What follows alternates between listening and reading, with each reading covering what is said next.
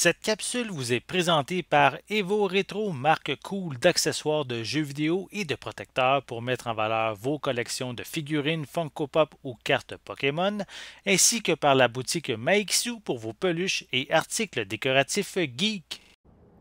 Bonjour, ici Justin pour Cinetechno. Aujourd'hui, je vais vous parler du film Les Banshees d'Inisherin, version française de The Banshees of Inisherin, qui est réalisé et scénarisé par Martin McDonagh, qui met en vedette Colin Farrell, Brendan Gleeson et Barry Keoghan. C'est un film qui est disponible depuis le 14 décembre en version en streaming sur le site Disney+, en format physique depuis le 20 décembre 2022 et qui est sorti en salle le 28 octobre 2022.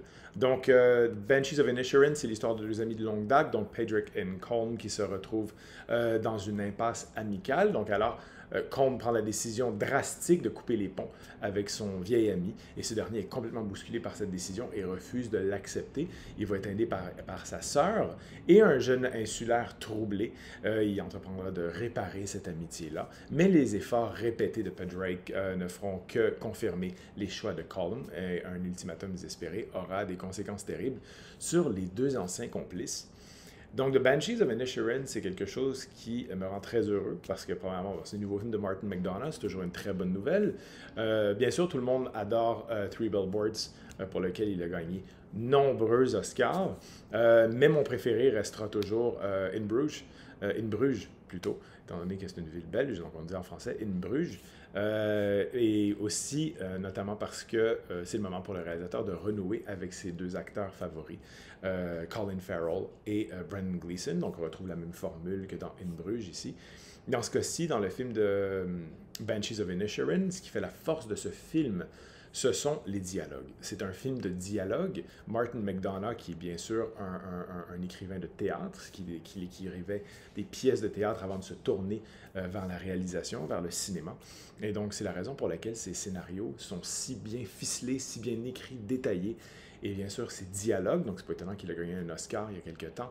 Et aussi, on retrouve également, je te dis, la complicité entre les deux acteurs Colin Farrell et Brendan Gleeson. C'est aussi l'occasion de voir Barry Keoghan, qu'on a pu voir dans de nombreux films.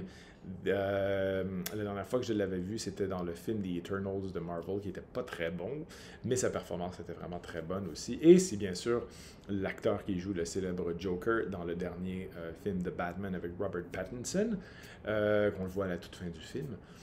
Et Barry Keoghan, qui joue très bien dans ce film-là, qui joue un peu ce qu'on pourrait appeler l'idiot du village, et qui va venir en aide au personnage de Pedrick pour aider son ami Colm à se sortir de la situation troublante dans laquelle il se tient en ce moment.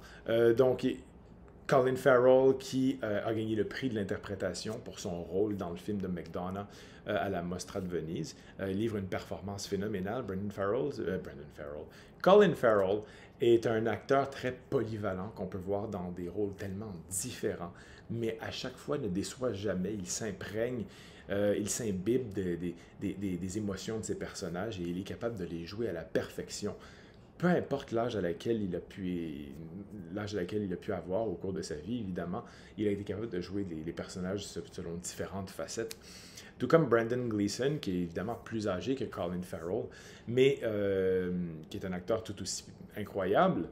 Mais quand ils sont ensemble, ces deux acteurs-là forment la magie. La magie apparaît à l'écran et donne vie aux dialogues de Martin McDonagh, qui sont toujours incroyables.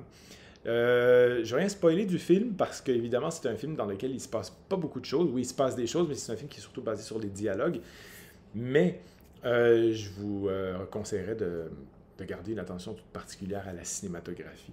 Les plans, c'est tourné sur une petite île en Irlande du Nord. C'est absolument magnifique, les paysages en Irlande. Et bien sûr, la cinématographie du film rend justice aux merveilleux paysages, à l'océan, à ces merveilleux territoires. Et j'espère de tout cœur que la cinématographie du film remportera un Oscar ou du moins une nomination, tout comme pour le meilleur scénario et meilleur acteur pour Colin Farrell.